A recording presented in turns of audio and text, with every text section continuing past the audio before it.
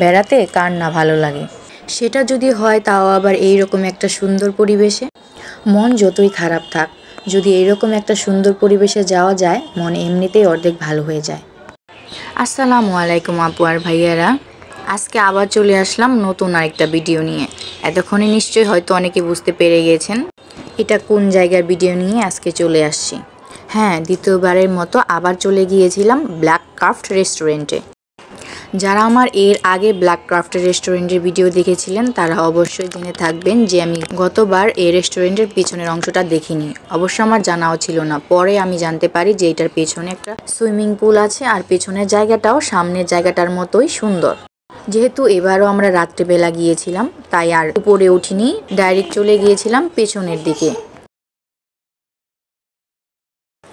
Swimming পুলের এরিয়াটা সম্পর্কে যেমনটা শুনেছিলাম এবং ছবিতে দেখেছিলাম ঠিক ততটাই সুন্দর এই জায়গাটা। সুইমিং পুলের হাইট মিনিমাম 4 ফিটের মতো ছিল। এক পাশ একটু উঁচু ছিল আর এক পাশ একটু নিচু ছিল, যদিও ছবিতে বা এমনিতে চোখে দেখে বোঝা যাচ্ছিল না যে এক পাশ উঁচু এক পাশ নিচু। তবে আমরা ওয়েটারের সাথে কথা বলেছিলাম, তিনি আমাদেরকে বলেছিলেন যে এক পাশ উঁচু, অপর পাশ তুলনামূলক একটু নিচু। পেছনের সাইডে যে শুধু সুইমিং পুলই আছে এমন কিন্তু না, পেছনের সাইডেও বসার জন্য অনেক জায়গা ছিল। আপনারা অনেকেই এই ব্ল্যাক ক্রাফট রেস্টুরেন্টের ভিডিও দেখে থাকবেন।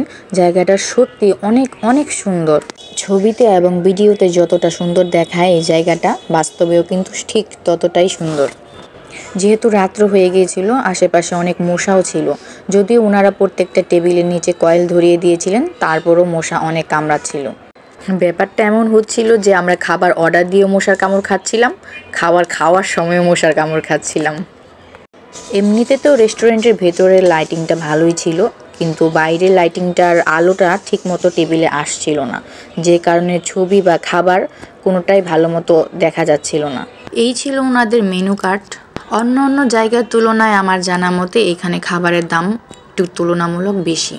যদিও আমি সবগুলো খাবারের ছবি বা ভিডিও ঠিকমতো তুলতে পারিনি, তবু আপনাদেরকে ভিডিও একটু দেওয়ার চেষ্টা করেছি। এসব খাবারের পাশাপাশি আমরা আরও নিয়েছিলাম ক্লিয়ার স্যুপ, যেটার কোনো ভিডিও বা ছবি আমার তোলা হয়নি, তাই আর দিতে পারিনি। খাবারের টেস্ট অনুসারে বলবো যে চাউমিনটা ওনাদের বেস্ট ছিল।